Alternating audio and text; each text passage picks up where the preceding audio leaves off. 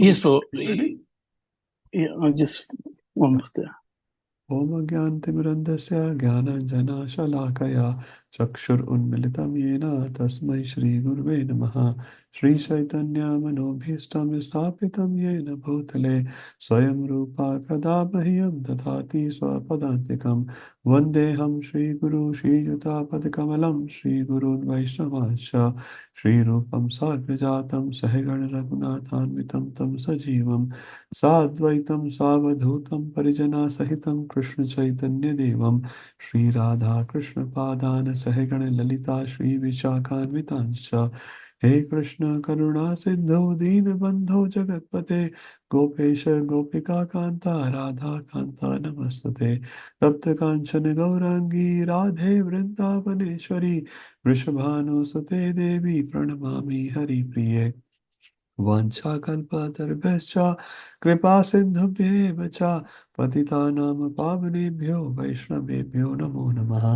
Jai Shri Krishna Chaitanya Prabhu Nityananda Shri Advaita Gadadhara Shri Vasadi Gaura Bhakta Vrinda Hare Krishna Krishna Krishna Hare Hare Hare Rama Rama Rama Hare Hare Hare Krishna Krishna Krishna Hare Hare Hare Rama Rama Rama Hare Hare Hare Krishna Krishna Krishna Hare Hare Hare Rama Rama Rama Hare Hare. Jai Guru Srila Prabhupada ki jai. Hare Krishna. Thank you, Prabhu. Hare Krishna. So we're doing the revision for verse 9. I just read the verse, Prabhu. You just read the translation. Translation? You just Okay. read the verse. Okay. The holy place known as Mathura is spiritually superior to Vaikuntha, the transcendental world, because Lord appeared there. Superior to Mathura Puri is the transcendental forest of Vrindavana, because Krishna Raslila pastime. And superior to the forest of Vrindavana is Govardhan Hill, for it was raised by the divine hand of Sri Krishna and was the site of his various loving pastime. And above all, the super excellent Sri Radha Kunda stands supreme, for it is overflowed with the abromical nectarian prema of the Lord of Gokula, Sri Krishna. Where then is the intelligent person who is unwilling to serve this divine Radha Kund, which is situated at the foot of Govardhan Hill. Yeah. So before we go to verse 9, we just talk about the connection between verse 8 and 9. So in verse 8, the connection between verse and 8 is, if we look at the verse 8, it says, Tishthan Vraje Tadanuragi Janugami. One should reside in Vraja, where Rupa Goswami is instructing, go and stay in Vraja. And in text 9, which we're going to look now, where Rupa Goswami is expanding in the same verse, what is Vraja and what are the quality of Vraja and what is the relationship of this material Vraja and spiritual Vraja. So we're going to talk about the hierarchy, and Rupa Goswami is doing the glorification so that we can take shelter of that Vraja. The glorification is that by Rupa Goswami is basically on purpose to give us an instruction to go and stay at Vraja and take shelter of Vraja and mood of Brajvasis. So text number 8, which theme reside in Vraja. So now we're going to text 9, where we're gonna go talk about deeper about the residence in Vraja and what Vraja actually means and different hierarchy. So in text 9, they say, just give a second, Prabhu.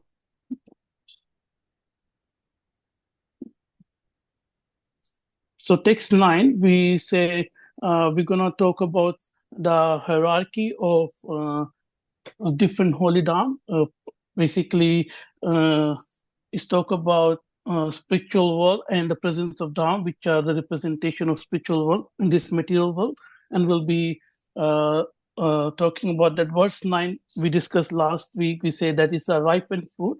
That is, it's a very deep section where we dealing with prema bhava and bhakti bhava, and in particular this hierarchy of material and spiritual world, understanding the reality and the glory of spiritual world with this transcendental hierarchy. And text 10 and 11, I just talk a bit about. Text 10 talk about the, you mentioned, Prabhu, that is talk about the sadhaka, who is the highest seeker. And text 11, basically the combination of both 9 and 10. We talk about the glories of Radhakund. And the one sadhaka can aspire for the highest destination, which is love for Krishna. And now we can talk about the verse in a breakdown. So, Vaikuntha, let me give me a second, Prabhu. So Vaikuntha Janito Vara Madhupuri. So Vaikuntha is basically the Vaikuntha, the spiritual world. Janita, uh, the births. Vara is better. Madhupuri is the city of Mathura. So in this particular verse, Prabhupada talk about three things. One is spiritual world. That Vaikuntha is spiritual world, is a transcendental realm. It's not a part of this material world. It's outside material world. And second thing is the three Vaikuntha is 3/4 of total creation. We talk about, Prabhu, you mentioned about the Ek Padviti, and we talk about three Padviti. Why material spiritual world is 3/4 and why material world is 1/4. Basically, we took example of a jail where we talk about that in any city or a state, jail is a small subset of the whole area as compared to whole city. So if we are talking about the spiritual world and material world, spiritual world is we are in material world where basically we are in a jail, and material world refer to a jail. So we all are prisoner basically, and spiritual world is 3/4 of the material world. It's just for our understanding. Basically, when we talk about spiritual, it's unlimited, as our Shastra says, unlimited. But just to give us an example, we are talking about the 3/4 and 1/4. And third point Prabhupada mentioned there, spiritual world is beyond the material world and is always superior. And Prabhu, we talk about further about the Vaikuntha. What's the Vaikuntha meaning? So we talk about that Vaikuntha is where there is no stress. In spiritual world, it's called Dukhalem. It's full of stress, but Vaikuntha is stress. Vaikuntha without any kunta. So Vaikuntha Janito Vara Madhupuri. So Madhupuri is known as Mathura. Here we're talking about the Mathura in material world. And Vara means superior. So Madhupuri is superior to Vaikuntha. And why it is superior to Vaikuntha? Because Janito, here we're talking about this because birth, Supreme Lord Krishna took birth in Mathura. And that's why Mathura Puri is called superior. And we talk about some other example where you mentioned, Prabhu, that in Vaikuntha there are so many Nitya Leelas is going on, which are eternally. But you mentioned about the Naimitya Leela, which happens sometime. And we talk about the example of Krishna Jalma. Uh, like Vaikuntha, there is no Janma of Krishna. It's happened only in material world in Mathura, not in Vaikuntha. So there's so many other pastime where Krishna is killing Putna, Krishna is killing demons. That's pastime didn't happen in Vaikuntha. It happened only in Mathura, in material world, where we're gonna talk. That's why it's more superior. And other thing we talk about that Vaikuntha, we can't go there. It's not easily accessible to us. But Mathura is easily accessible to us. If we want to go to Mathura, we can go easily. You book a flight. We can fly from Australia. We can go from uh, train by bus. So it's easily accessible. And Mathura being in material world is easily accessible, and and we can say that's how the mercy of Lord is manifest. Where mercy of Lord is manifest even more. Lord Himself descend Himself in Mathura. And we talk about that Lord Vishnu also uh, say in one of the verse where he's saying that I don't live in the Vaikuntha, I don't live in the heart of yogis. I live where the glorification of my devotees are there. So which doesn't mean that uh, Krishna is not there in Vaikuntha and yogis heart, but because that thing is not accessible to us, but Holy Dham, where the glories of Krishna is accessible, is there, is going on, we can easily, which can be easily accessible to us. And other thing we talk about, Prabhu, like how uh, Krishna, uh,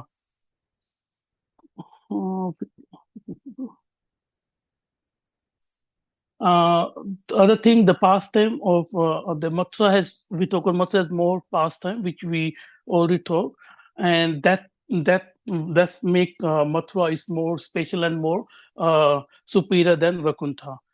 And then we talk about Prabhu, Tatrapi Rasotvat Vrindavanyam.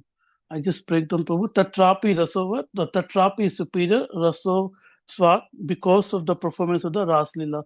So we mentioned that Prabhu, that there are so many Krishna Lila happen in Vrindavan. There are so many Leelas, but because the Ras Leela we mentioned is very, very superior because of the gopis, because gopis considered as topmost devotee of Krishna, and which make this Leela very special. And this Leela happen in Vrindavan. That's why we say superior to Vrindavan is Mathura is Vrindavan. And you mentioned, Prabhu, about the 12 forests of Vrindavan. We talk about there's 12 forests, 7 forests in the western side and 5 forests in the eastern side. And I can quickly name those forests. So western side we have Madhuvan, Thalvan, Komadvan, Kamyavan, Bolavan, Vrindavan, and Khadirvan. And eastern side we have Bhadravan, Badrivan, Bilavan, Lohavan, and Mahavan. So when we talk about superiority of Vrindavan, basically Prabhupada mentioned two things, which is there's 12 forests, Dwadashana, and is famous for Krishna pastime. And famous pastime, we talk about the Rasila. Rasila is the topmost pastime of Krishna, and which make it superior than Mathura. And then we talk about Prabhu's superior to Vrindavan is Govardhana, Tatrapi Govardhana. So when we say Tatrapi Govardhana, Udar Pani Ramna. So we break down this further, Prabhu. Tatrapi is superior to that. Govardhana is Govardhan Hill. And Udar Pani Ramana. Udar Pani is basically one of the name of Lord Krishna. Udar means we talk is uh, very magnanimous, and Pani means hand. So Lord who is very magnanimous hand, and who is very, very magnanimous and very, very udar. So we talk about few other panis, like you mentioned about Chakrapani and Vrajapani. We give example of Indra and Yamraj and Vishnu, and Tatrapi Govardhana. So when we say uh, that is superior to Vrindavan is Govardhan. Uh, as we just talk about the 12 forests, even though there's a 12 forests in Vrindavan, which are very extremely important and where so many pastime of Krishna happen, but superior to that is Govardhana. Why is important? Because Krishna lifted Govardhana. Normally, when we speak about Krishna pastime, there will be one rasa, but we say during the pastime of Govardhana, we see there are so many rasas reciprocated that pastime, which make Govardhan more superior than Vrindavan. And if we talk about the how is different, like what different reciprocation happen here. So when Krishna lift Govardhan for 7 days, all the devotees, all the Brajvasis, everyone gather at the same place, and they are Krishna was accepting food from Ma Yashoda, which basically show the Vatsalya Rasa. He's joking and making fun with his friend Madhu Mangala, which is basically Sakya Rasa. And then there's the gopis who are beholding Krishna's beauty, and Krishna is beholding their beauty, which is a Madhurya Rasa. So everybody was there. Govardhan arranged such a beautiful pastime for this very special occasion where all the devotees could relish the pastime of Krishna in a same place, and which make it very, very special and dear to Krishna. And beyond that, Govardhan served Krishna in the sense Krishna used Govardhan as an umbrella for protection. He lifted Govardhan as from his small finger and used an umbrella to protect the devotees from the uh, from Indras, And when Govardhan enters so many, intimate pastime for Krishna and gopis, who are the greatest devotee. And you mentioned, Prabhu, gopis are calling Govardhana as a Haridas Varya, and you mentioned that there's two devotees in Bhagavatam who has been called as Haridas Varya. One is Govardhana, and second one is Yudhishthira Maharaj. Uh, what does Haridas Varya means? They are the servant of Hari. They are superior. They are the greatest among the Haridasa, and they are very exalted devotees. Haridas Varya. And we talk about not just about the pastime which happen in Govardhana, which make it superior, but Govardhan assists Krishna in very different other pastime. They uh, like assisting Krishna for uh, where Govardhan has. We mentioned about that Govardhan has so many caves where Krishna took rest and performed many pastime, intimate pastime with gopis. Govardhan has a water stream where Krishna drink water from. There's so many trees where Krishna took, fruits from. There's a grass where cows are gazing there. So when you mentioned there's not even a single kund where Krishna hasn't drink water from. So Krishna reciprocate each and every tree, birds, all the kundas there, which make it more special and superior than Vrindavana because of all this special pastime and reciprocation happen in Govardhan. So it's it's considered more superior. And uh, Prabhupada, you mentioned in the one of the slide that Prabhupada said the 3 points where which make it more special. First, Krishna lifted Govardhana, and second was Krishna was herding cows there, and third was past performing pastime with Radharani, and that's why it's making Govardhana is very important. And the other line is third one is Radha Kunda Mihapi Gokulapate Premamrita Vanat. So now we talk about Radha Kunda, and Ihapi superior to this. So we're saying basically superior to Govardhana. So first we talk about the Vaikuntha. Superior to Vaikuntha is Mathura, where why Mathura is important because Lord Krishna took birth there. Then we talk about the superior to Mathura. We have a Vrindavana. Why Vrindavan is superior? Because Krishna performed Rasilila. That's one of the famous pastime of Krishna. And then we talk about Govardhana. Why Govardhana is important than Vrindavana? Because how Govardhan served Lord Hari and the reciprocation, and there's so many pastime which is more superior than Rasilila happen in Govardhan Hill, which make Govardhan more superior. And now we're talking about Radha Kunda, Mihapi Gokulapati. So Radha Kund is more superior to Govardhana. Why? Because if we say Radha Kund Ihapi, comparing back with the Govardhan list, so Radha Kund is even greater because Radha Kund uh, has so many pastime, like what Prabhupada mentioned with one of in the Prabhupada that Radha Kund is at the foot of Govardhan Hill. Advanced souls reside there, and it was discovered by the Lord Chaitanya Mahaprabhu and further exhibited by the six Goswamis. And we talk about the Radha Kund pastime, Prabhu, during the class, that how the Radha Kund appear. Basically, how when Krishna killed Arishtasur demon, Radharani and gopis are teasing Krishna that you have killed the bull.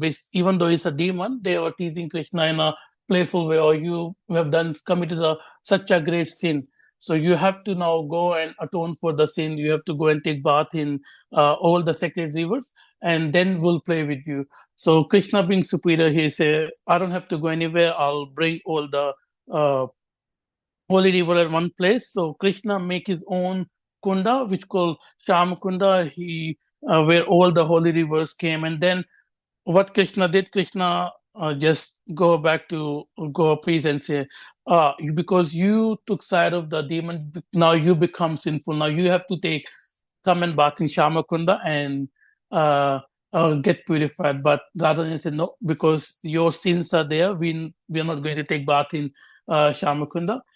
we will make our own kunda. So they start using their bangers and start digging the uh, ground, and taking so long, for them to dig the ground and getting water from the uh, Mansi, Ganga or Yamuna.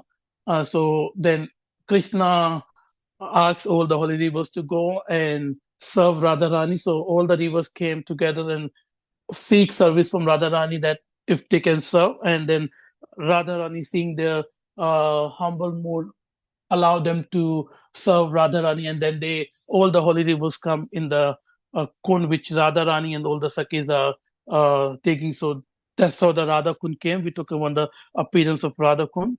Hare Krishna, Prabhu. Yes, Prabhu. Sorry, we're just running out of time, Prabhuji. If you can wrap up soon. Yeah, that'd be good. almost there, Prabhu. Yeah. So now Thank we you. talk about the what you call superiority of the Radha Kund.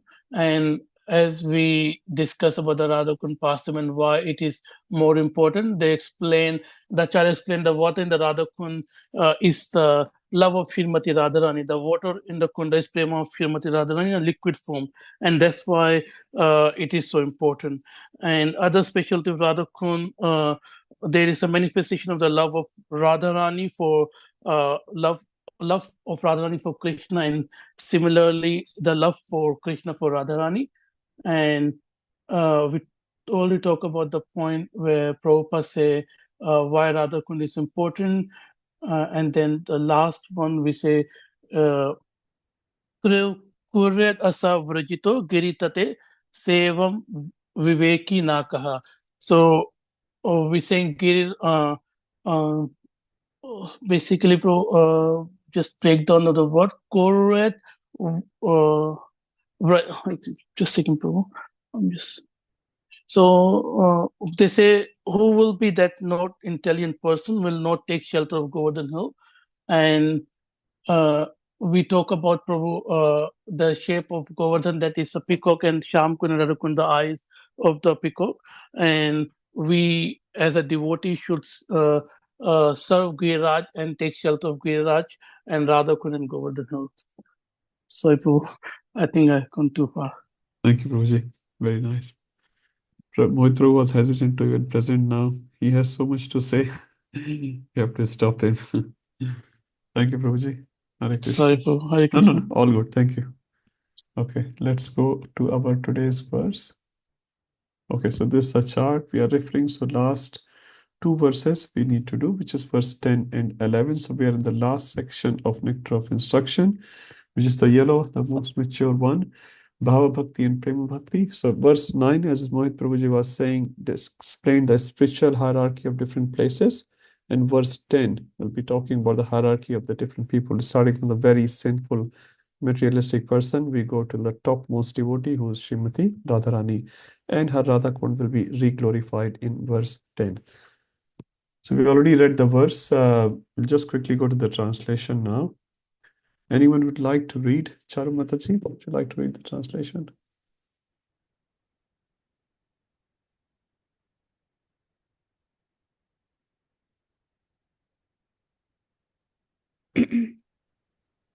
Hare Krishna. Hare In the Krishna. Shastra, it is said that all types of fruitive workers, he who is advanced in knowledge of the higher values of life, is favored by the Supreme Lord Hari. Out of many such people who are advanced in knowledge, jnanis, one who is practically liberated by virtue of his knowledge may take to devotional service. He is superior to others. However, one who has actually attained prema, pure love of Krishna, is superior to him. The gopis are exalted above all the advanced devotees because they are always totally dependent upon Krishna, the transcendental cowherd boy.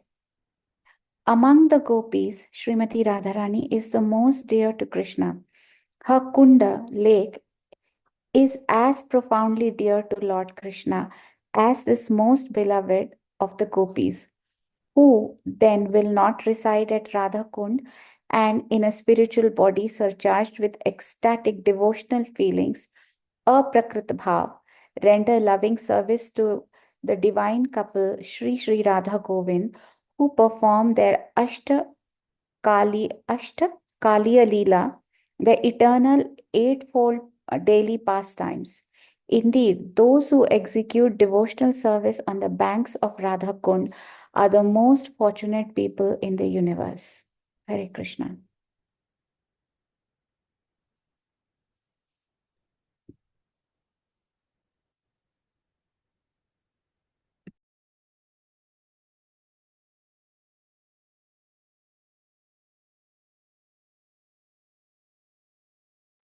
Hare Krishna Prabhu, you are on mute, Prabhu. Thank you, Prabhu.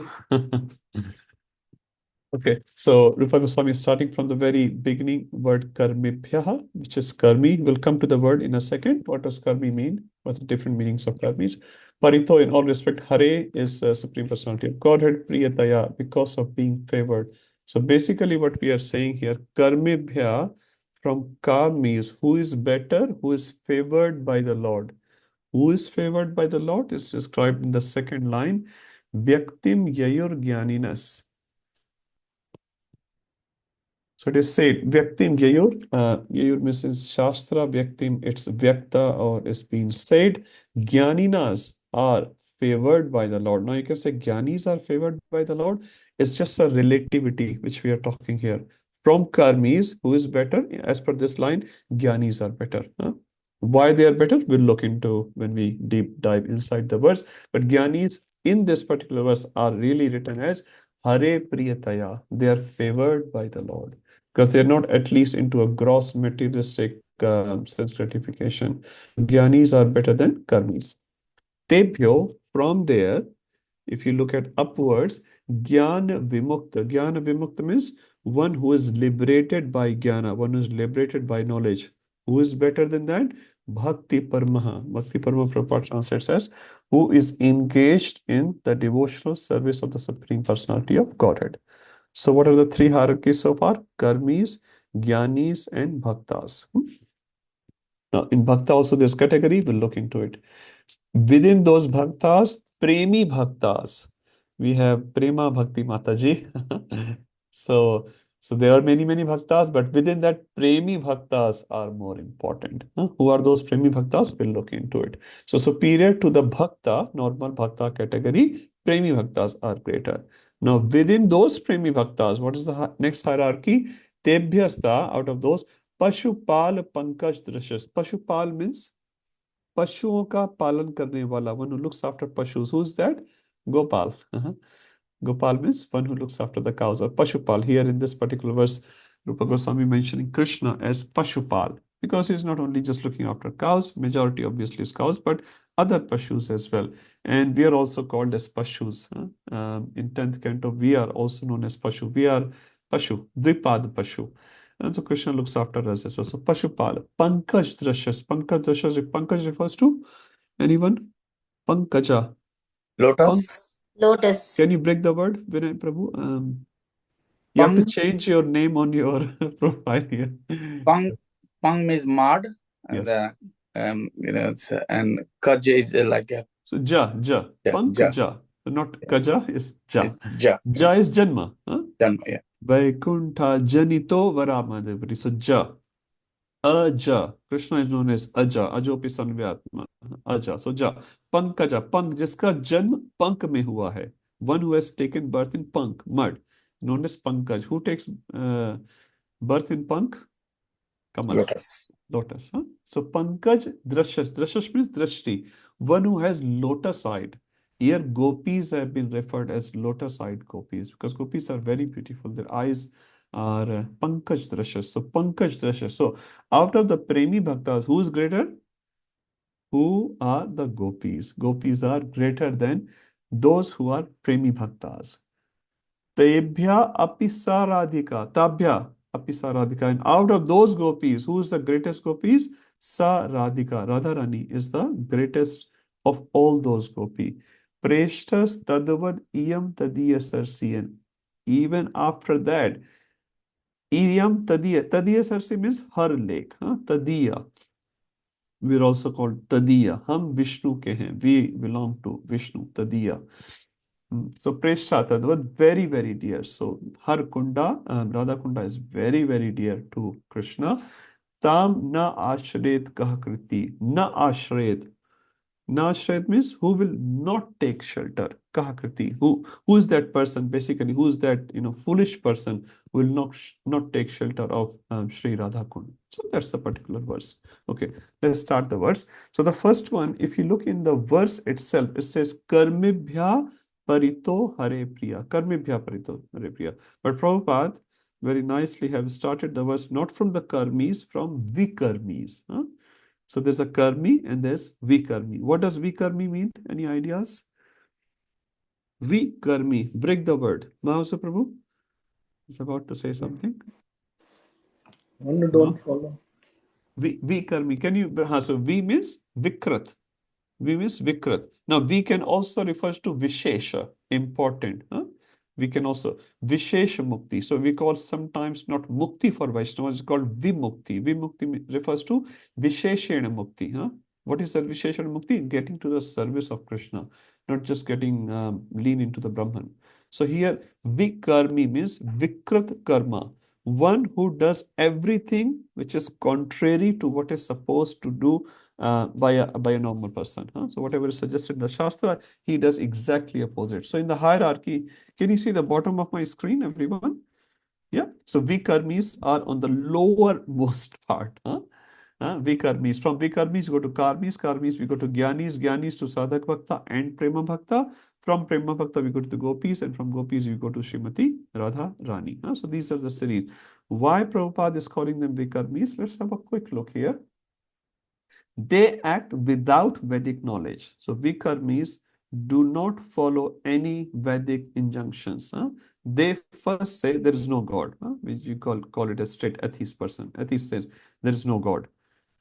Today's so-called scientists are also, many of them, if not all of them, are atheist scientists. It says in 1700, 1600, when science was sort of coming into the big play, most of the scientists were theist scientists. I think last week someone gave an example of Newton and his friend. When Newton made this plastic or rubber model, his friend said, "Who made this?" And Newton said, "No, it just came upon itself." And he said, "No, you're joking. How can it come on itself?" He said, "If this little rubber model cannot come on itself, then how come this live universe has come on itself?" So they consider there is no God, and definitely these Vedic books are all imaginary. Someone has written a while ago, and some foolish people follow that. Although they do agree that, and science is discovering on a daily basis, every matter follows certain law. Everything in matter. You see, the universe is following certain laws, and science agrees to this. This Earth is rotating in a particular orbit. Earth goes out of the orbit ever. Today is my holiday. After 3 years, I'll take 1 week holiday. So Earth is taking holiday. Rivers are following some sort of laws.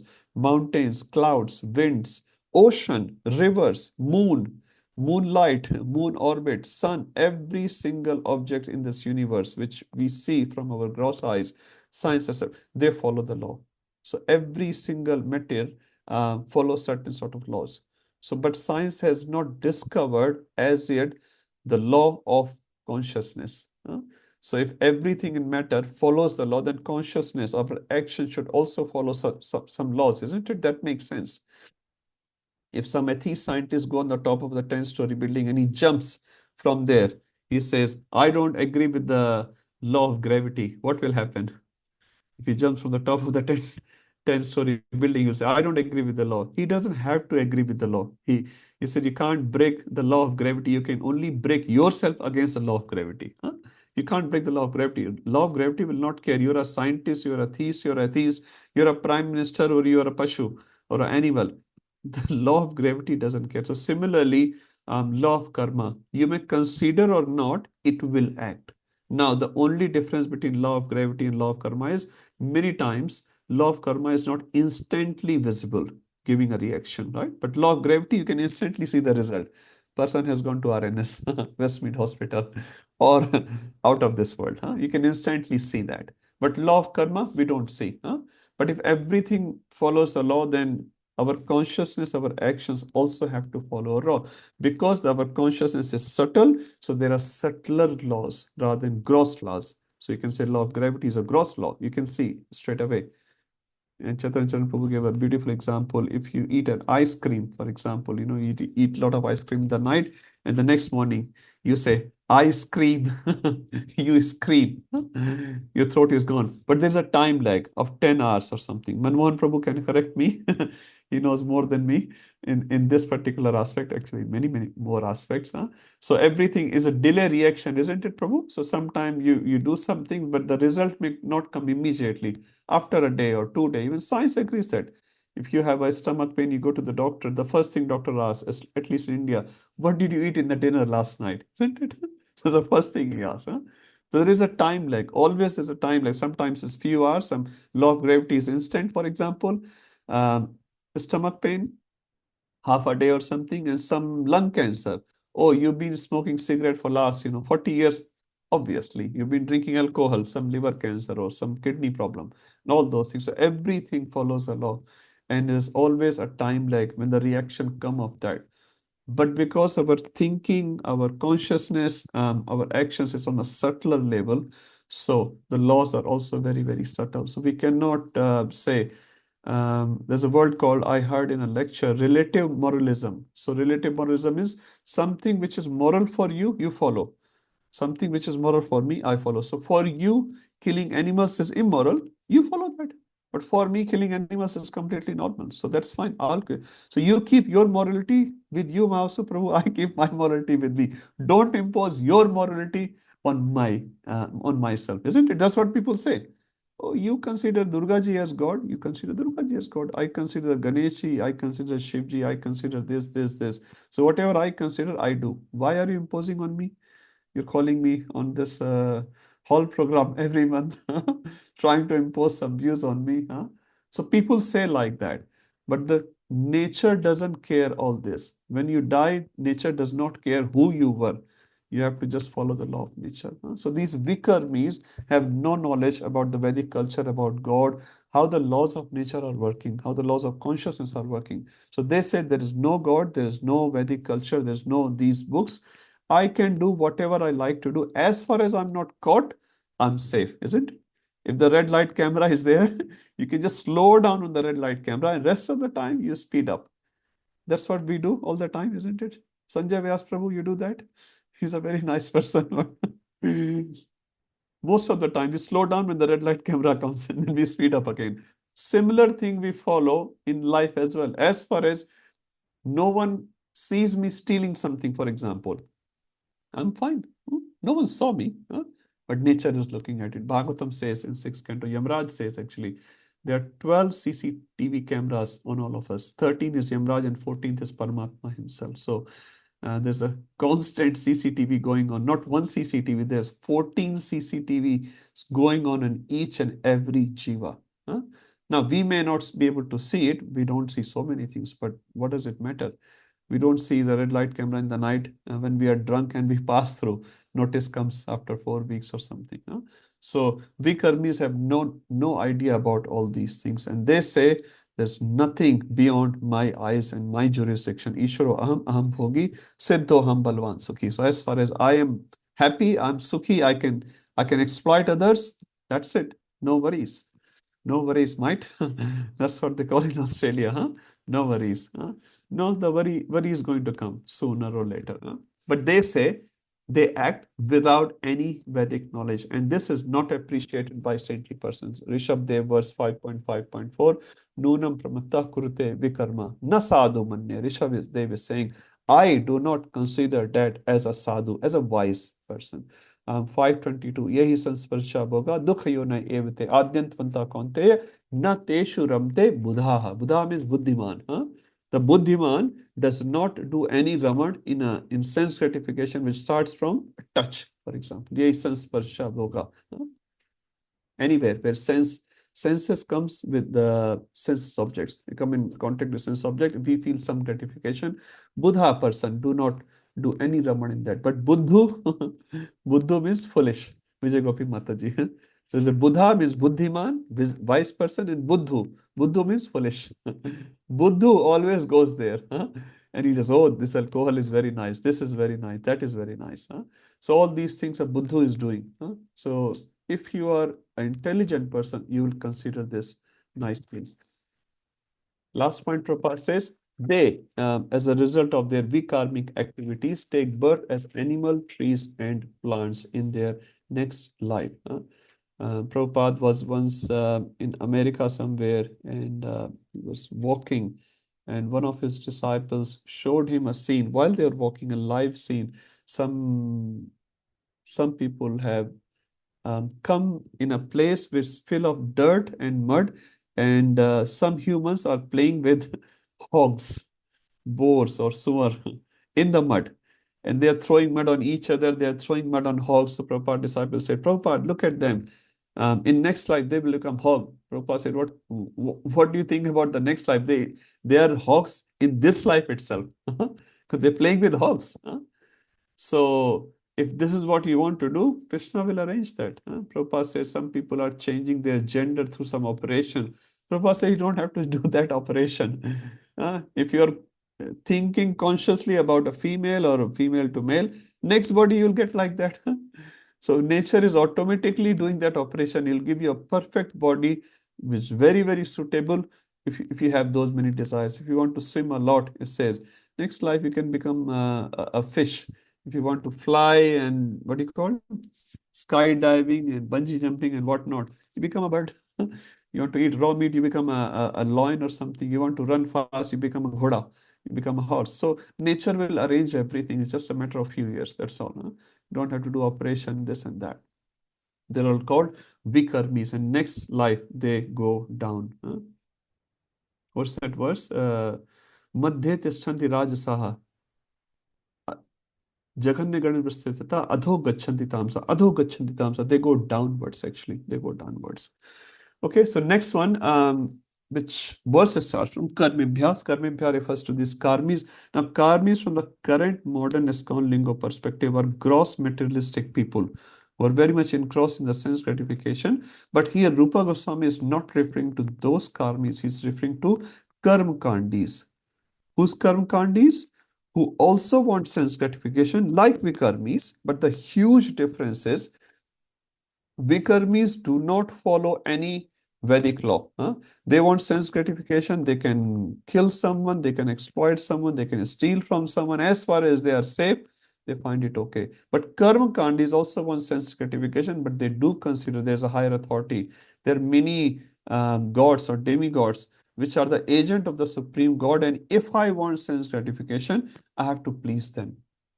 So they also eventually looking for sense gratification, but within the Vedic canon, which is within the Vedic realm, they don't go out. So if they want money, what do? They work either hard or they please some demigod. Can you give me money? They can go to Kubera. If they want a very good partnership, they may go to Indra. And they say, I want a very good partner. Like that. So they're demigods for different Surya. They can worship for knowledge. So they consider my efforts plus the blessings of those agents of God will make me very, very high.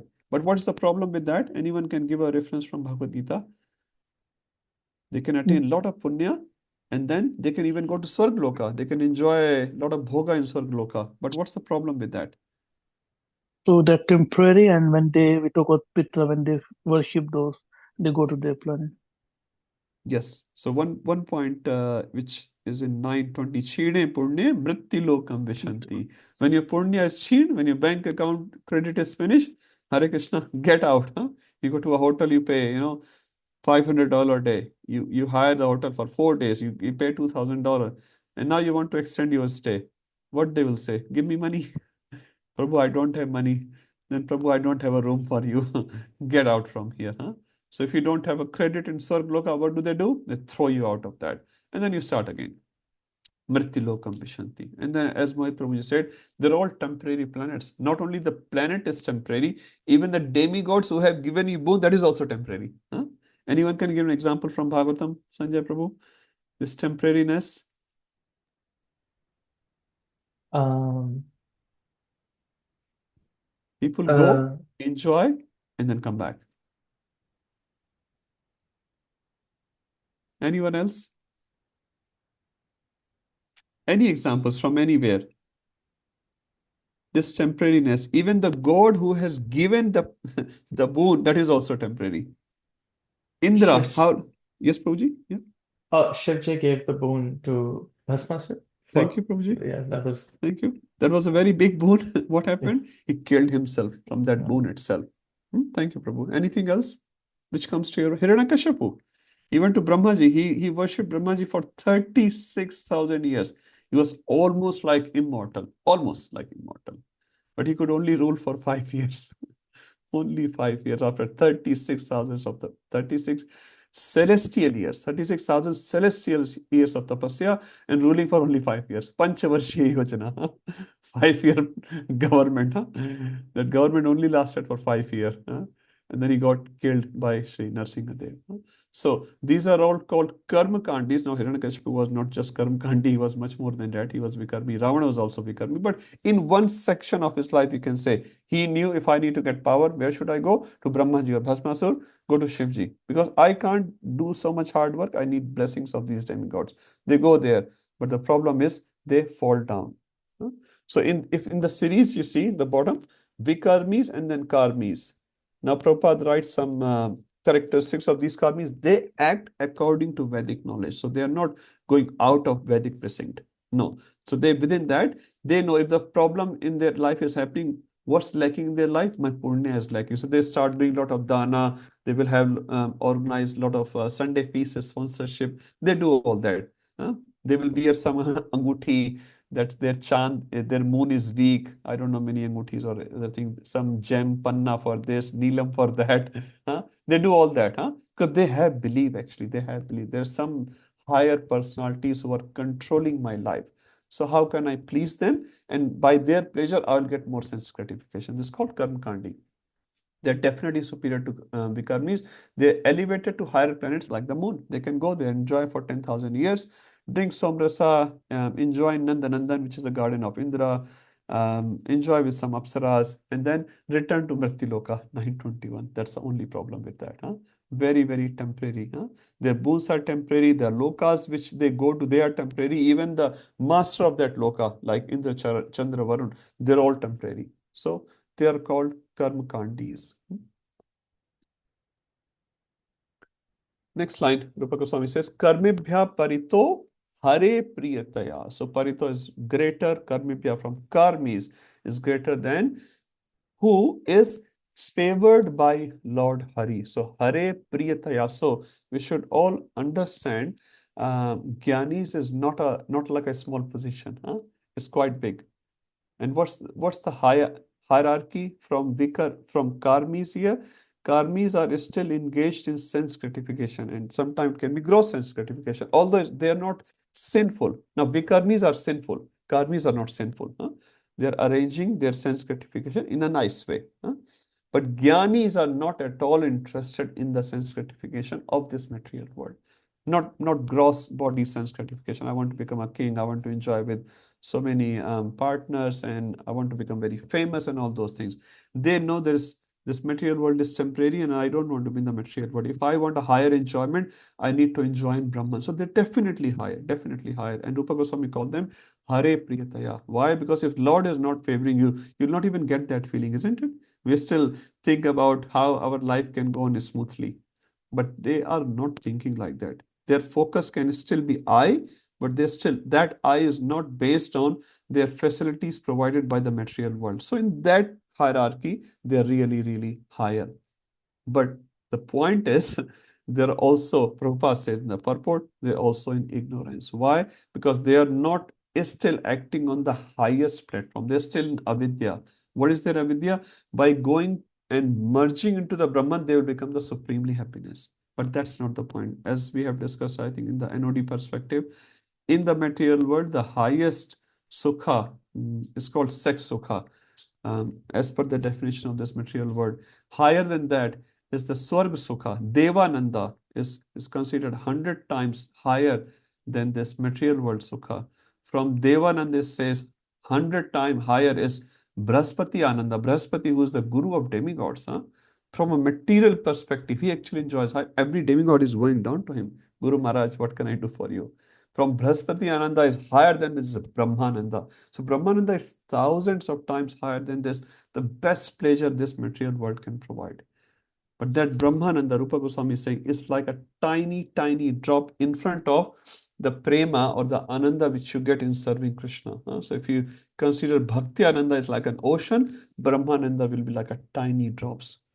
And those tiny drops are like an ocean, you can say, or very, very big in terms, in comparison to material Ananda.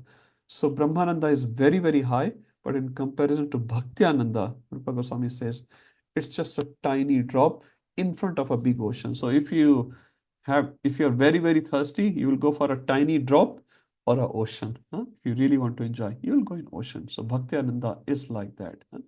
But Gyanis are still very, very high. Anyone can give a reference in Bhagavad Gita how Gyanis are greater than the normal karmis. Bhagavad Gita reference. Yes, Prabhuji. Udara sarva evate. Yes, more than Gyani that, there's a tvatma eva more memata. explicit verse. Yes, that's there, 717. There's a Out more of explicit verse, 718 actually, your verse 718. Yes, Prabhu, Rasanand Prabhu. out of 4 people who come to Krishna, Chaturveda Vajante Mam, that's 716. No, more than that. In the beginning of this chapter, Akhand Rasa Prabhu, what's the most famous verse? Beginning of this chapter, 7.3. Manushanam sahasreshu kashid yatati siddhaye. The Gyanis are like that. Sahasreshu, hajaron hajar, thousands of men. They're totally engrossed in sense gratification. Gyani, one. I need to know Krishna. He doesn't know Krishna. I need to know. I need to do some inquiry about the Brahman, who I am. No one knows. I want to inquire. Manushanam sahasreshu kashid yatiti siddhaye. Then say yatatam api siddhanam kashin mam veti tatataha. So they are actually one amongst a thousand. That's why they are superior. And that's why they are called Hare Priyataya. Hare Priyataya. They are favored by Lord. From that perspective. So just read what Prabhupada said. Come to the platform of knowledge. Atma. The Prabhupada also says, unless you are coming on the knowledge of Atma Tattva, you are living in pure ignorance. What's Atma Tattva? Anyone? What's this Atma Tattva? Quickly.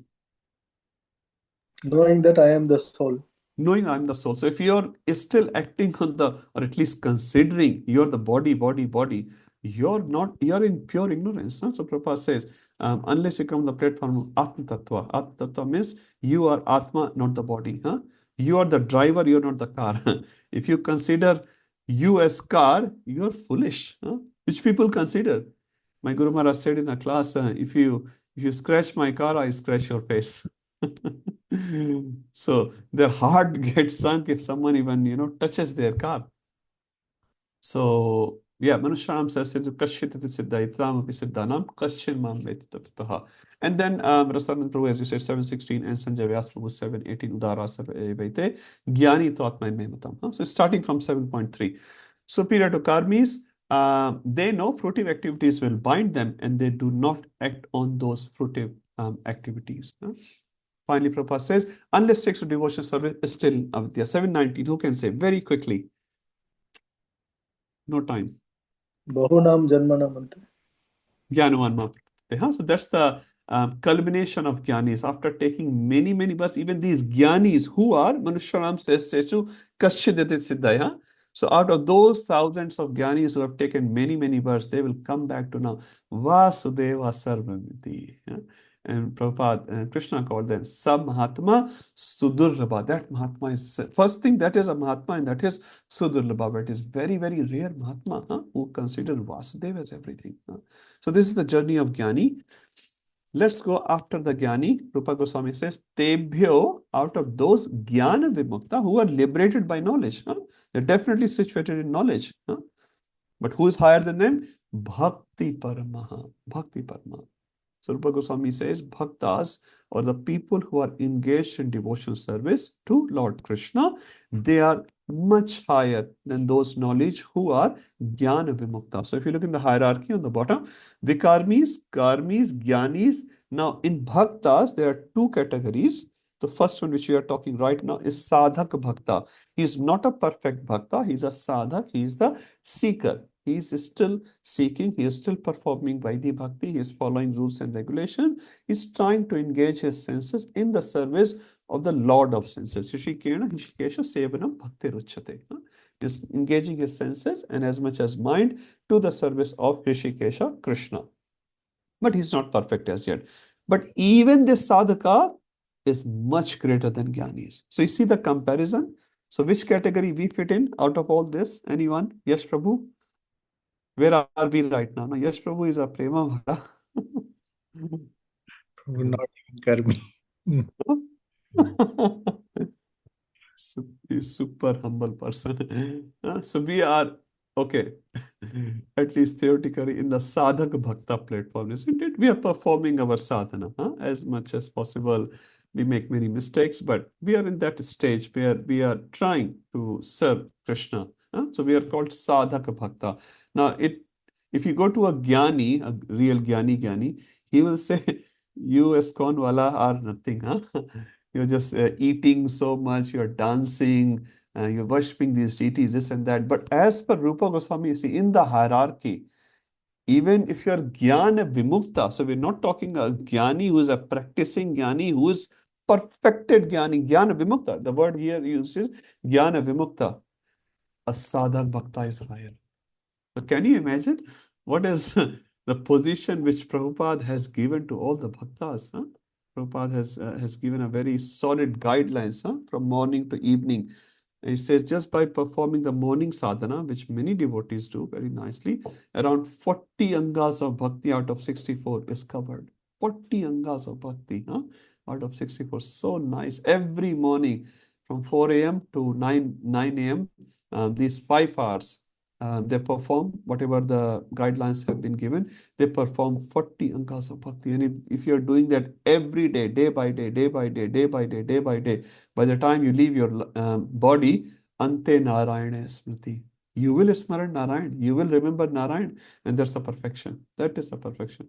Bhakti Charu Maharaj said in a conversation, he said, whatever you do for the whole life, you're preparing for one thing, the final test. Ante Narayana Smriti. Are you able to remember Narayan or no? So nice. Whatever you do, our purpose is Sansiddhim Haritoshanam. Hari is prasanna or no?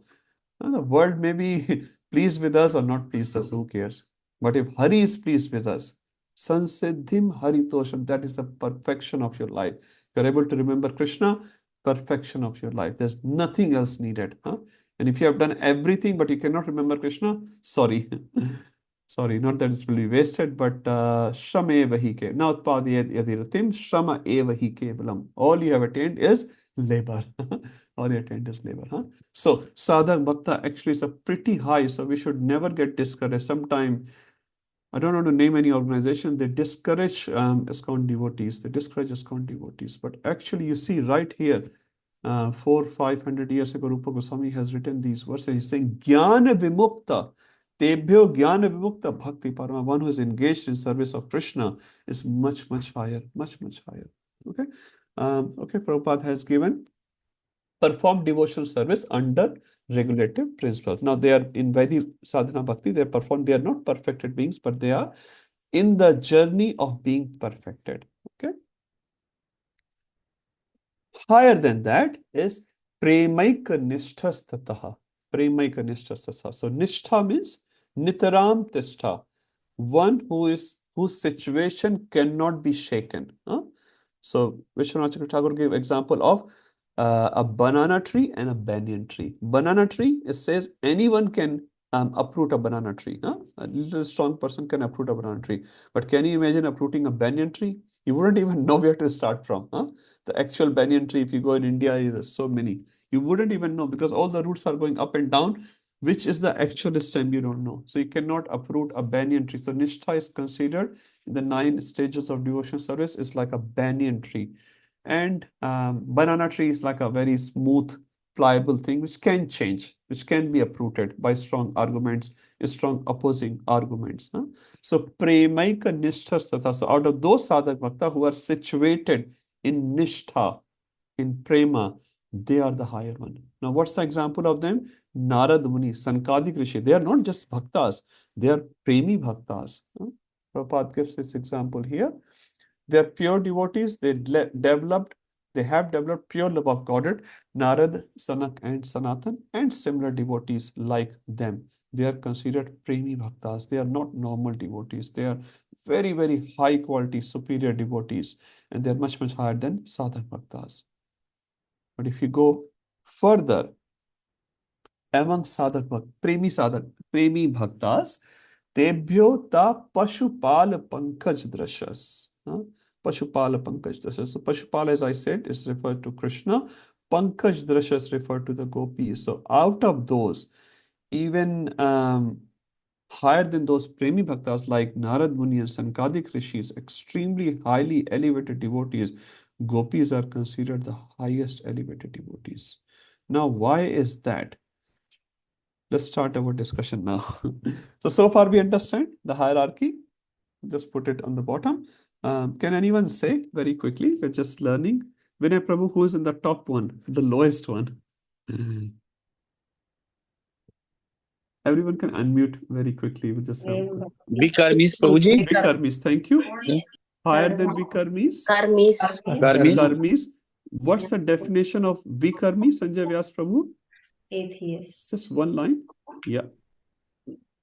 And if you do a technical definition of Vikarmi, what's a technical definition? Atheist is fine, is a summarized definition. Against the Who doesn't follow the Those- scriptures. Vikarma. What does Vikarma mean? Those Against performing the Shastras. those Sinful performing activities. Say Vikrat karma. Vikrat means against. Vikrat, bigda hua. Against what is prescribed in the Shastra. Shastras. Manmohan Prabhu says, do not take sweet. You are bhankar diabetic. And he goes and takes 8 sweets. For them, it's a Vikrat karma. He may die, or he may have some more complications. So Vikrat karma, you understand what is being prescribed, you go exactly opposite. You do not touch alcohol.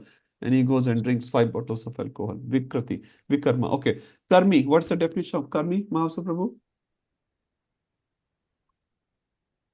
They're gross materialist.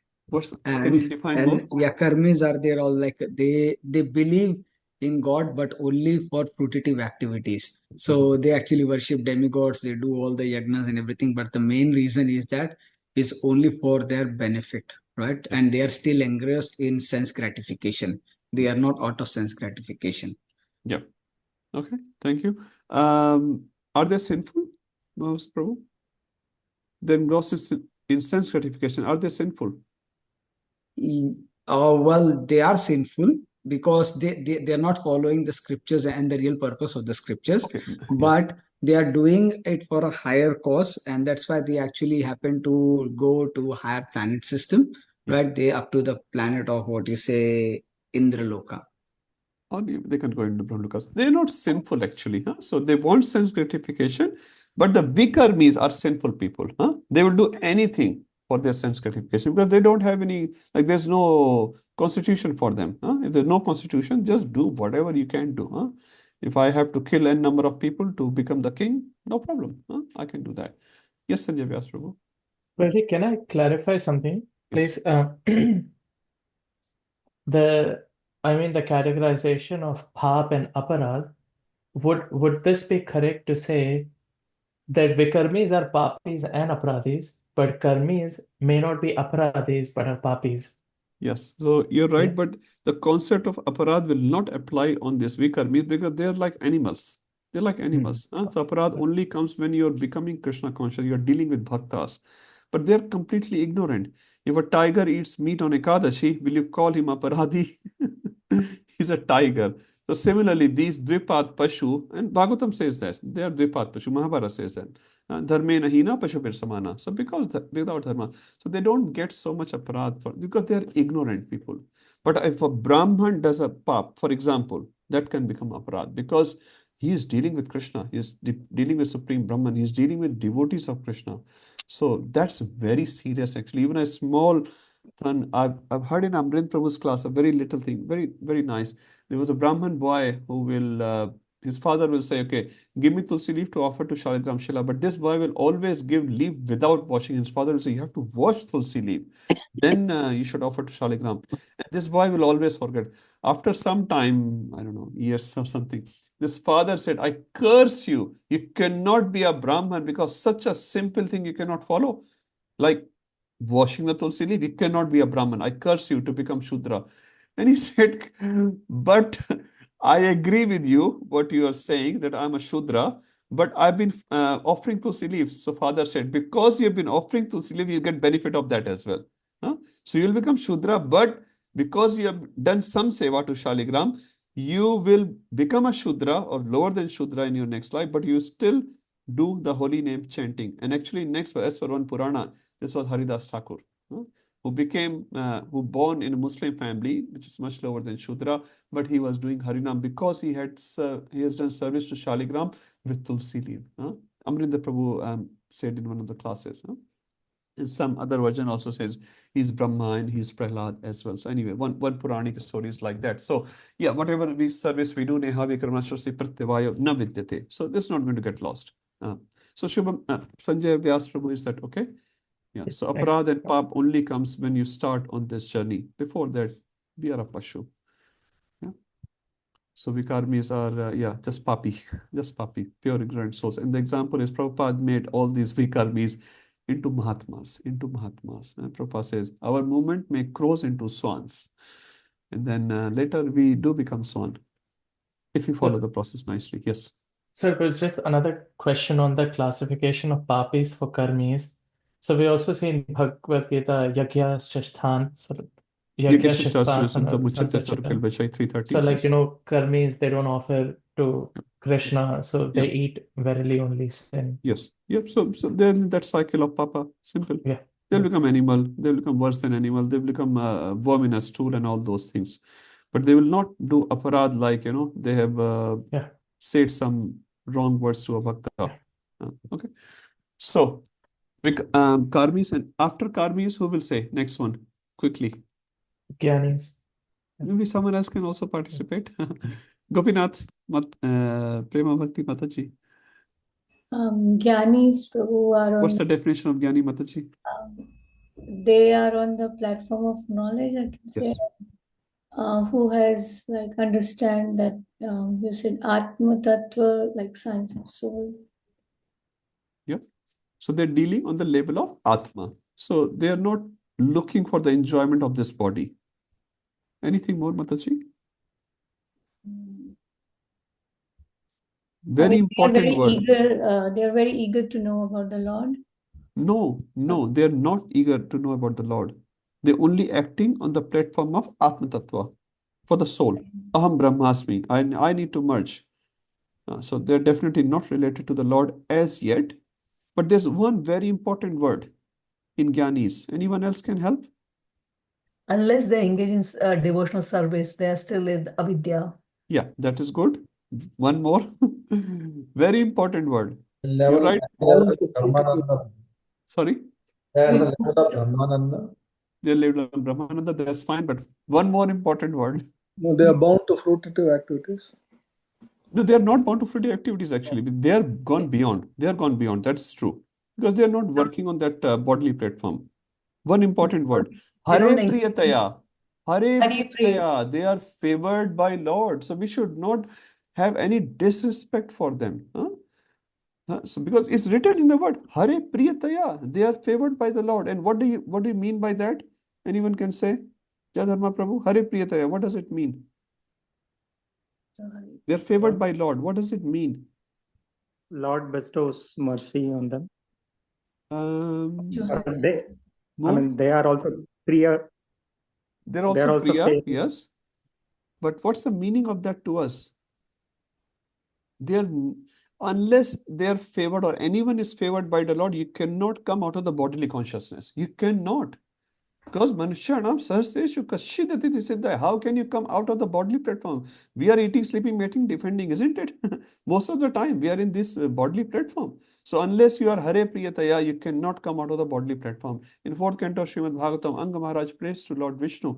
Unless someone is favored by the Lord Vishnu, he cannot come out of this concept of bodily platform. He cannot come out of the bodily platform. So you have to get the favor of Lord to come out of the bodily platform. Otherwise, you will stuck here. You will stuck here. There's no other way. There's no. So Vishnu, Lord Vishnu has to be pleased with you. Another conversation it says, unless Lord Vishnu is pleased with you, you cannot come out of the attraction of male female. You cannot. So if someone has come out, Lord Vishnu is very pleased on that particular person. Otherwise, it's not going to go away just by age.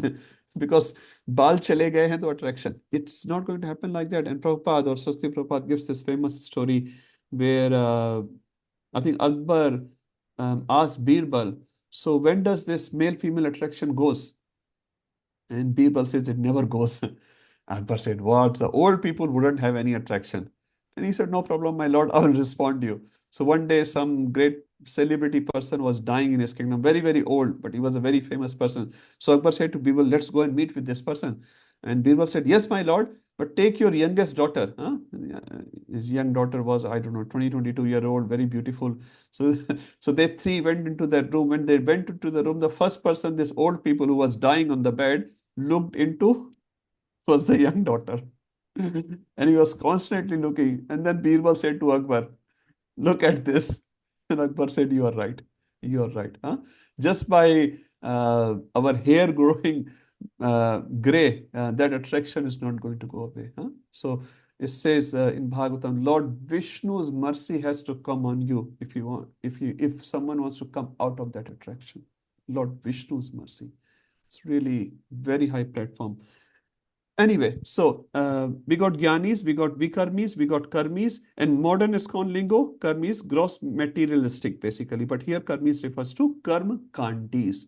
They are still within Vedic realm. They are not sinful people. They want sense gratification, but they are generating more and more piety to enjoy their senses. That's one way how they think. Now, we talked about Bhakta. There are two categories of Bhakta. Who can say two categories of Bhakta? Priya Mataji, Hare Krishna. Two categories of Bhakta which we discussed in this verse. Sorry, Prabhu, I was a bit late today. No problem. Who can say two categories of Bhakta? Sadhaka Sadhaka. Bhakta, Radhanuga, and Prema Bhakta. Thank you. Anandanuga. So what is a Sadhak Bhakta? Practicing devotee. Practicing devotee. He's not perfect as yet. What's in the hierarchy? He sits higher than Gyan Vimukta Parma. That's a very, very important word. Gyan Vimukta. One who are liberated. A practicing devotee is even higher than that. Because his aim at least is Lord Vishnu, Krishna. What's the next category after that? Prema Bhakta. What's the word used for Premi Bhakta? Bhakti Vijay Mataji, if you are there. I can partially see you or sort of not. What's the word used by Rupa Goswami for Premi Bhakta is? You can read in your book or laptop. That's fine. There's no test going on. What's the special word Rupa Goswami uses in Sanskrit? Nishtha.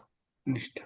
Prema Bhakta. So if I go up, Premaik Nishthastatha.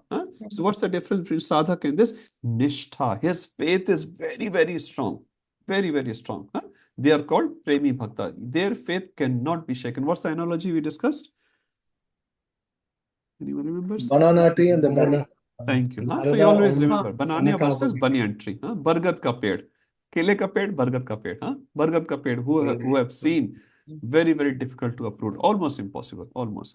What's the examples given by Prabhupada ji for this Premaika Nishtha? Narad Muni and Sankatik. Now we don't need to say much how great devotees they are. They have access to Lord Vishnu anytime and every time. But even higher than them is gopis. Just imagine for a second what level we are talking here. So we started our hierarchy from the gross, sinful, materialistic vikarmis. We went to karmis, which is karmakandis. We went to jnanis. We went to sadhak bhakta. We went to premi bhakta. Now we are starting this verse, you can say, in one sense, on gopis. Gopis. Now, gopis is not just normal male, female, which many times people consider. They look like females bodily wise, but they are not just female. They are very, very high level devotees. If you read Srimad Bhagavatam, the gopis description come in which canto? 10th canto. So if you read Bhagavatam from 1 to 9 canto, one thing Bhagavatam proves in this 9 canto, God is supreme and God can take any form to reciprocate with his devotees. For example, God can take the form of a ferocious lion, 7th canto, Narsingadev, isn't it? And God, it says, was so big. It says, if you take the ratio of Narsingadev and Prahlad Maharaj, anyone knows the ratio of the bodily size of Narsingadev and Prahlad Maharaj? It was 1 lakh to 1. Atma Tattva Prabhu, Prabhupada disciple who helped in establishing the deities in Mayapur, Narsingadev, Prahlad Narsingadev. When he went to South India tour, the Sthapati who was going to make the deity of Narsingadev, when he was requested later on, much later, that can you make a deity of Prahlad? He said, I can't make the deity of Prahlad. Why you can't make? Because he said, I have to go by Shastra. It's a big story, beautiful story. Anyway, he said, I have to go by Shastra. And the ratio of Narsingadev, your Narsingadev is like, 5 feet Narsingadev, and ratio should be 1 lakh to 1. So if I make the deity of Prahlad as per the Shastra, the deity of Prahlad will be invisible on the altar. Invisible. He disagreed to make this 1 feet deity of Prahlad that you see on the altar today, around 1 feet deity. Because he says that's not the Shastric thing. And he was so Shastric. Very nice. Anyway, so it's not possible. It's not possible. So Narsingadev is so huge, ferocious. It says even the thunderbolt could not make even a scratch on the body of Hiranyakashipu. That body of Hiranyakashipu, Narsingadev just ripped apart from his nails, just from the nails. That is the power of Narsingadev nail. You can imagine what is the power of just the nails of Narsingadev. And it says the same power which the nails of Narsingadev had has one holy name of Krishna. Hare Krishna, Krishna Krishna, Hare Hare, Hare Ram, Ram Ram, Hare Hare. If you take one holy name of Krishna, it has the same power, the power which Narsingadev had in his nails, which could rip the body of Hiranyakashipu apart, on which even a Vajra, thunderbolt, could not make even one scratch. Kali Kale Namarupe Krishna Avatar. In Kali Kal, Krishna has taken birth in Nam. So now we are talking about a Lord who is so big, who is so strong. And the same Lord you see become Vamandev, a soft boy. Same Lord can take a universal form, Virat Roop. Arjun is looking at Virat Roop and trembling. Arjun, such a great Maharati, is trembling. Lord can take a form of Narayan Rishi. Lord can take any form. And similarly, his devotees can also take any form. First canto we read 1.8. Who prayed to Lord in 1.8? Everyone knows that. First canto, 8th chapter. Kunti Maharani. Thank you, Mohit Prabhu. He is invisible. Alaksham Sarva Bhutanam. As Kunti Maharani says, 1.8.19. Similarly, our Mohit Prabhu is also invisible, but he looks everything. So, Kunti Maharani prays, a very elderly lady, very soft and sweet lady. If you look at the 6th canto, Vratasur, such a huge Rakshasa, who was so huge, when he will make a roar, demigods will fall down from their chariots. Demigods. We're not talking humans. Demigods will fall down. When he will walk, he will cover even the sun. That's why his name is Vratasur. He will just trample on the soldiers of demigod. Such a huge Rakshasa. But when he prays, Ajata Paksha Iv Maturakaga, he prays, his prayers are exactly same as Kunti Devi's prayers. So a boy like Prahlad or a Vibhishan who have taken birth in some Asuric kulas, or a Rakshasa like Vratasur, or an elderly lady like a Kunti, they're all on the same level because they are Lord devotees. Vratasur is considered a pure devotee of Lord. So Lord can take any form, devotees can take any form. So when we read the 9th canto of Srimad Bhagavatam, the expectation of Bhagavatam is by the time you start Srimad Bhagavatam 10th canto, your conception of male-female from the bodily perspective is gone. And then you come in the 10th canto, in 10.29, Prabhupada says, Ras Panchadhyayi is the smile of Krishna. So 10th canto is the face of Krishna, Ras Panchadhyayi is the smile of Krishna. Now, to reach to this level is very, very high. So when you are coming here, you should not have any conceptions of male, female. You should only have concept of Lord and a devotee who's reciprocating with the Lord. And these gopis are the one who gives the highest pleasure to Lord. Highest pleasure to the Lord.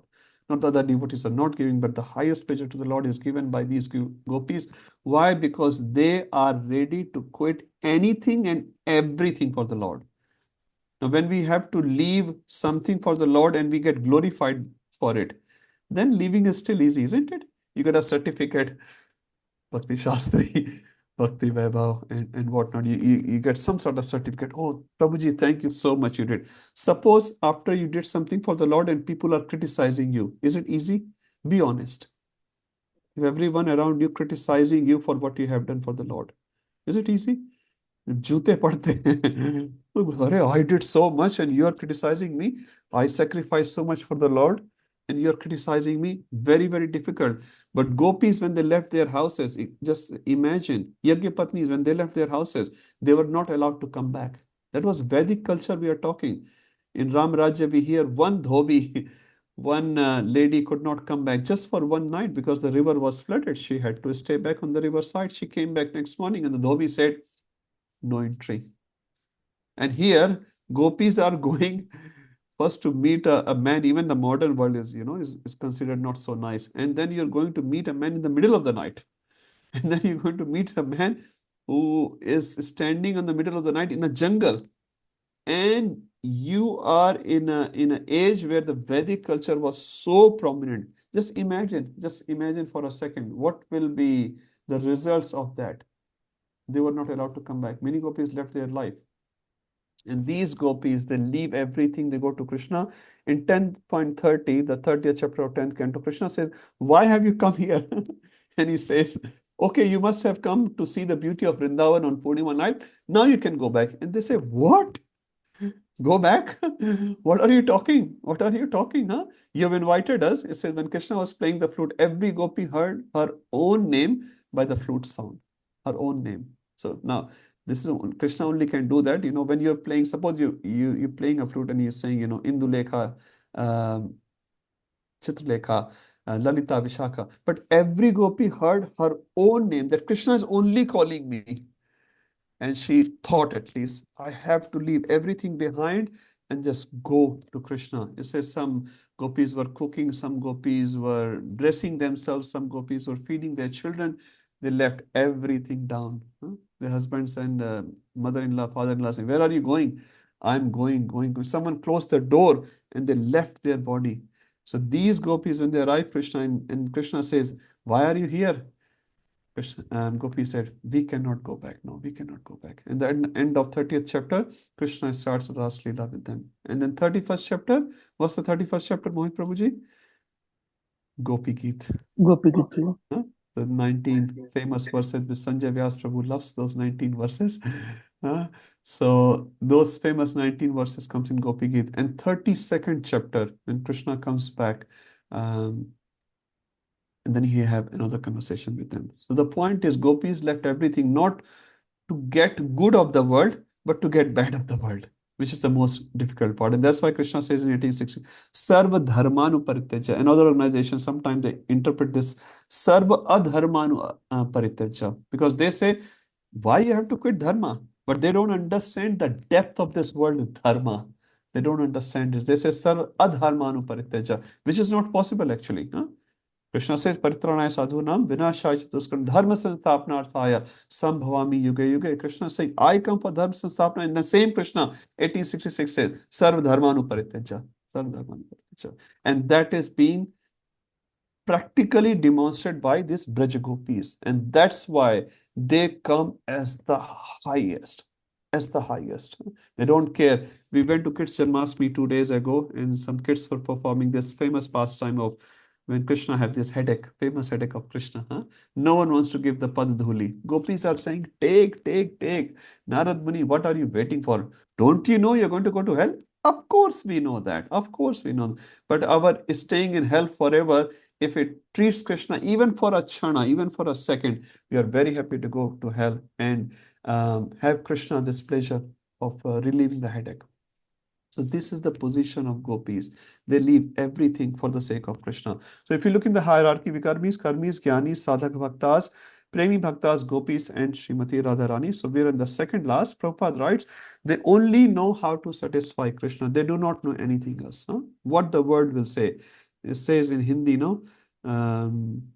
सबसे बड़ा रोग क्या कहेंगे लोग लोग क्या कहेंगे everyone is just worried about that सबसे बड़ा रोग क्या कहेंगे लोग gopis are not worried about that they expect no return from Krishna, no return. They do not think, oh, Krishna will give me this heaven, Krishna will make me Dwarka's queen, nothing like that. Cannot forget Krishna. Even for Uddhav came and says, please forget Krishna. One of Prabhupada disciple was saying, our problem is we cannot remember Krishna.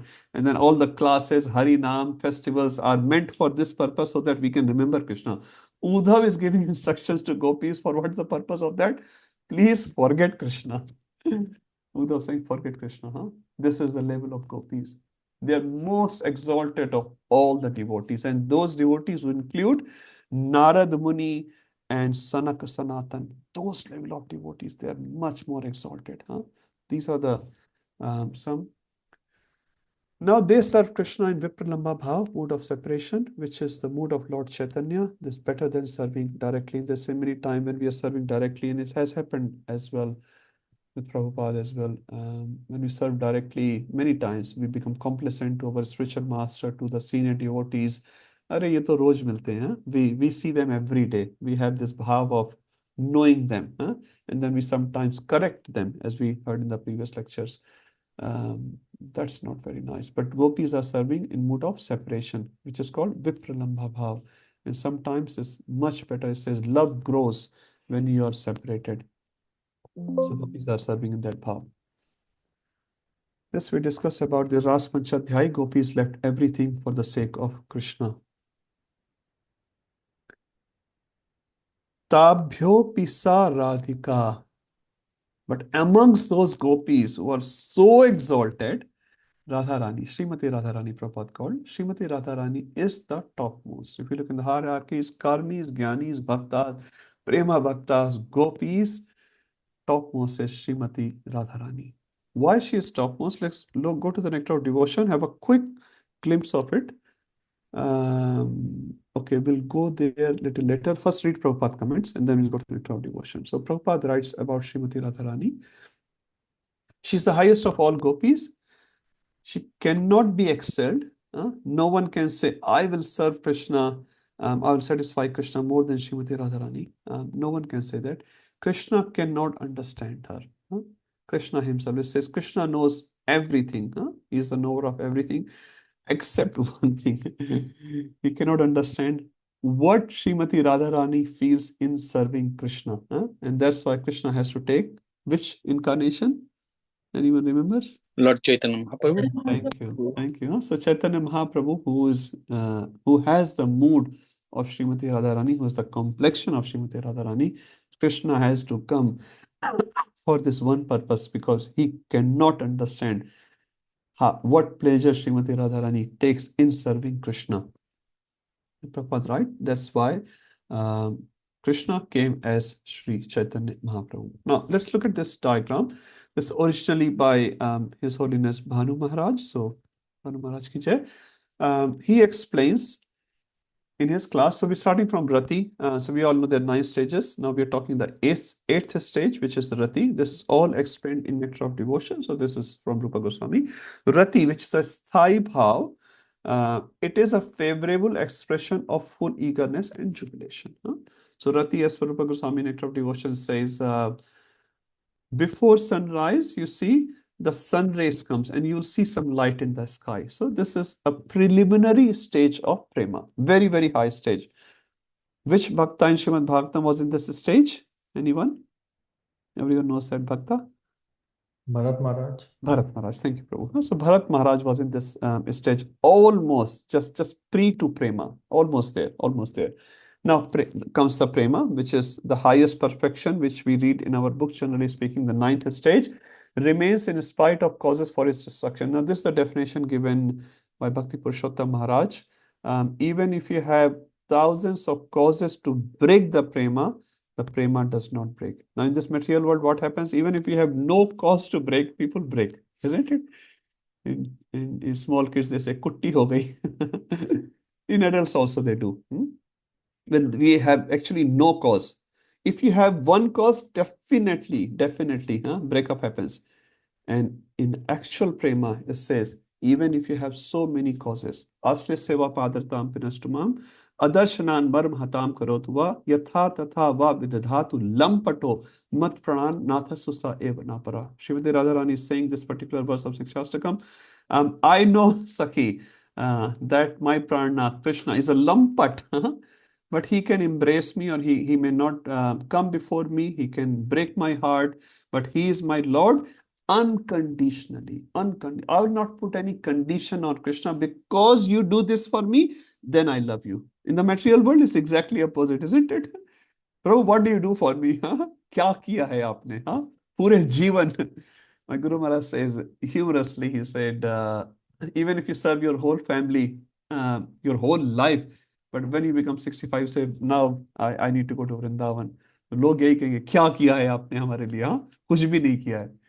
And Maharaj said, you have given your whole life, but people don't acknowledge.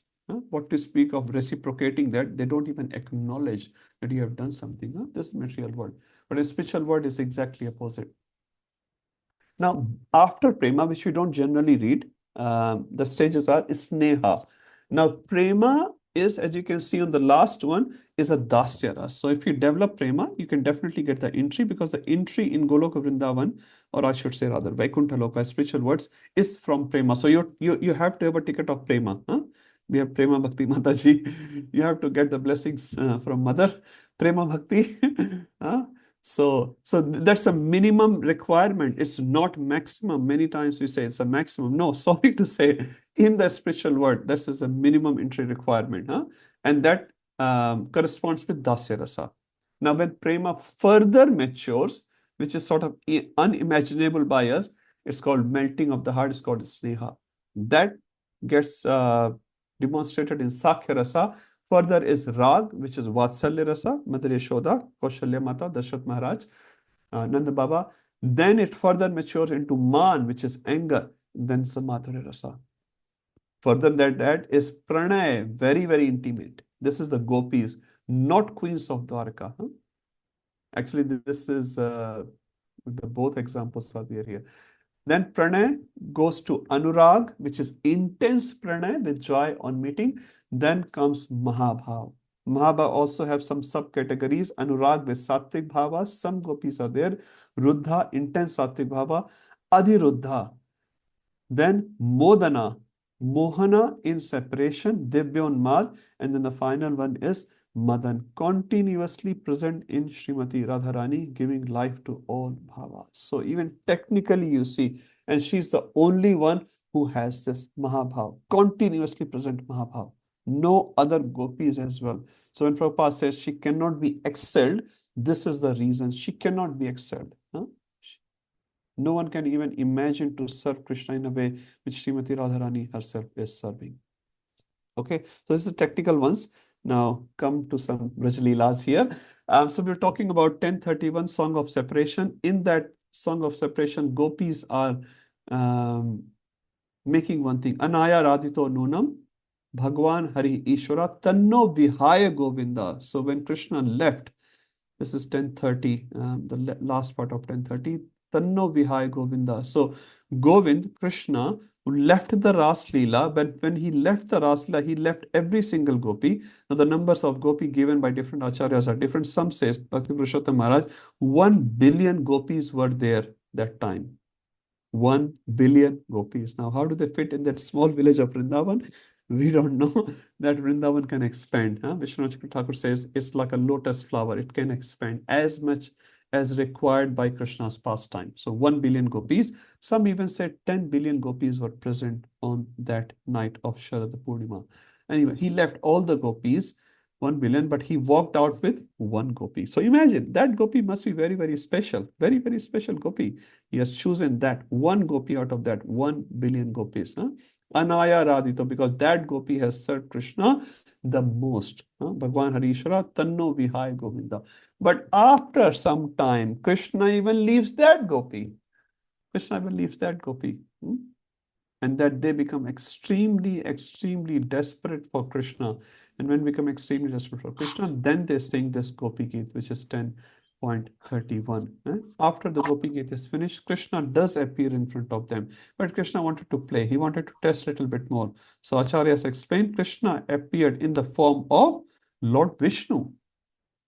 Now imagine if you have darshan of Lord Vishnu, how would you feel? The perfection of life. It says even if you can get the darshan of the toenail, not the toes, toenail of Lord Vishnu. It says after millions of births, when your tapasya is safal, you may get the light coming from the toenail of Lord Vishnu. Now here Lord Vishnu himself appears, and because he's also bluish, Krishna is also bluish, so gopis think, oh, Krishna is there. They run towards there, and to their disappointment, not to their satisfaction or jubilation, to their disappointment, they say, oh, Lord Vishnu. Okay, but he is Vishnu, Sarve Vishatiti Vishnu. So he would know where Krishna is. Lord Vishnu, all glories to you. Have you seen Krishna? This shows their one-pointed, single pointed love for Krishna, not even for Vishnu. Not they are not aware of the position of Vishnu. They are glorifying Vishnu in the Gopi Geet. But they say, where is Krishna? And Vishnu, four-armed Vishnu, points in that direction. Go there. Krishna is gone there, pointing towards that direction. All the gopis running that direction. Vishnu is still playing. Krishna is still playing. Last, Srimati Radharani comes. She asks the same question. Have you seen Krishna? But her question has so much desperation, so much fervent. It says, 2 extra arms of Krishna gets dropped by the intensity of devotion of Srimati Radharani. And he changes from Vishnu to Krishna. Because he cannot disguise himself in front of Srimati Radharani. He cannot disguise himself in front of Srimati Radharani. That's the excellence which Srimati Radharani has over gopis. Over gopis. She is a very, very special gopi. She is a topmost gopi. And she pleases Krishna as no one pleases. It says, the whole Jagat, the whole material and the spiritual world, the tattva of the whole material spiritual world is Krishna. But what's the tattva of Krishna? Srimati Radharani. It says, all the keys of the material spiritual world Krishna has. But the key of Krishna is in the hand of Srimati Radharani. That's what Prabhupada says. You go and offer a flower to Srimati Radharani and say, Srimati Radharani, please offer this flower to Krishna. Do not give the flower directly to Krishna. And what we do, we give that flower to our Guru Maharaj. Our Guru Maharaj gives to his Guru Maharaj, and his Guru Maharaj gives to his Guru Maharaj. And finally, the flower reaches in the hand of Srimati Radharani. And he says, this devotee has offered this nice flower to you, Krishna. Please accept this devotee. And when she recommends, can Krishna say no? He cannot. He cannot. Even he's a rascal like Nalkuver and Manigriva. Narad Muni has said. Narad Muni has made a recommendation. When Radharani makes recommendation, even you are the worst of the worst. If Radharani says, please accept Krishna, what Krishna is going to do? Just imagine, Okay, aa jao, tum bhi aa jao. Okay, you also board on the train of Prabhupada. You also board on the train of Prabhupada, and Prabhupada will take all of us. One day. So that is Tabhyo Pisa Radhika. She is Srimati Radharani. In many pastimes of Srimati Radharani, I wanted to discuss for you. Don't have much time. I'm looking at the watch. Just discuss one pastime. Really nice. This is by Jiva Goswami, Anand Vrindavan Champu. So Radharani, as per this picture actually, Radharani sees Krishna. She doesn't know Krishna. This is, it says Purvarag. Purvarag means before they met, formally met. And she really likes this boy, and in young age, girls or boys, they start thinking about the other part. So Srimati Radharani is constantly thinking, and when she slept, she gets another boy in dream, and she starts loving that boy as well. Next day when she gets up, Lalita Sakhi or Vishaka Sakhi, one of them, they're great artists. She made a painting of one boy. And when Radharani looks at the painting, she starts loving that person as well. And she says to Lalita Sakhi, I am so unchaste. What will happen to me? I am loving 3 boys at the same time. I'm so unchaste. And she's just cursing herself. And Lalita Sakhi says, all these 3 boys are same. And she gets very happy. That is Krishna. So she cannot love obviously anyone else other than Krishna. And so it's Krishna. She gives her life to Krishna. When she was in Govardhan, and Govardhan was extremely hot, but because she saw Krishna, all of a sudden Krishna started looking at Srimati Radharani.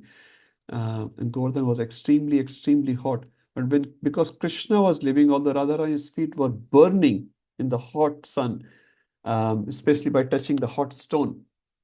She didn't move from that spot. After a while, Krishna left, and when she unfroze herself, she saw she had big blisters in her feet. So Lalita Sakhi asked, why did not you move? It was so hot surface. If I would move from there, Krishna's pleasure will be interrupted.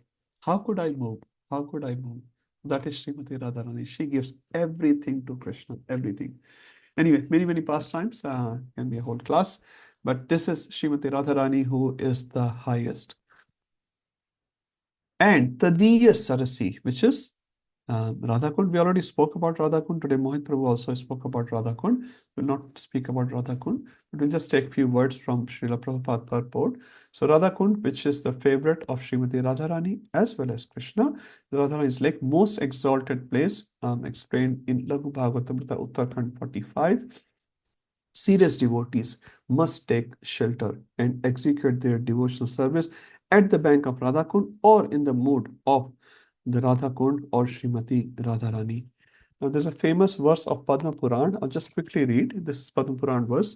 Yatha Radha Priya Vishnus Tasyaha Kundam Priyam Tatha Sarv Gopeshu Saivaika Vishnur Atyant Vallabha. Just as Srimati Radharani is most dear to Lord Krishna, so her lake known as Radha Kund is also very dear to him. Of all the gopis, Srimati Radharani is certainly the most beloved. So even Vishnu Puran glorifies Srimati Radharani and Radha Kund. So it's not just Gaudiya Vaishnava Sampradaya.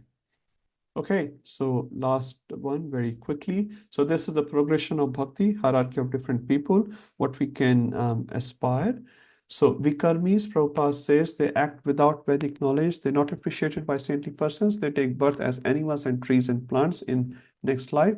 Then next was Karmis or Karmakandis, as we discussed. They act Vedic as per the Vedic knowledge. They're superior to Vikarmis and they may go to higher planets, but they come back. Chine Pune Bhartilokam Vishanti. Gyanis, Manushanam Sahasresu Kashyadita Siddhaye. They act on Atma platform. They know the fruity activity will bind them, so they're not involved in fruity activities. They are much superior to karmis. But unless they take to devotional service, they are still in Agyan or Avidya. Next one was Bhaktas. So we discussed about Sadhak Bhaktas and Premi Bhaktas. They perform devotional service under regulative principles. They are pure devotees. They develop love of pure Godhead. Narad, Sanak, Sanatan, etc. are there in Premi Bhaktas. Then the higher version of this Premi Bhaktas are gopis of Vrindavan. They only satisfy Krishna. They expect nothing in return. They serve Vipralama Bhav. And out of those gopis, Srimati Radharani is the topmost. Her devotional service cannot be excelled. And finally, Krishna has to come as Lord Chaitanya Mahaprabhu. And her Radha Kund is the most precious place in this universe. Okay, it's 9:01. We quickly stop here. Any quick questions or comments?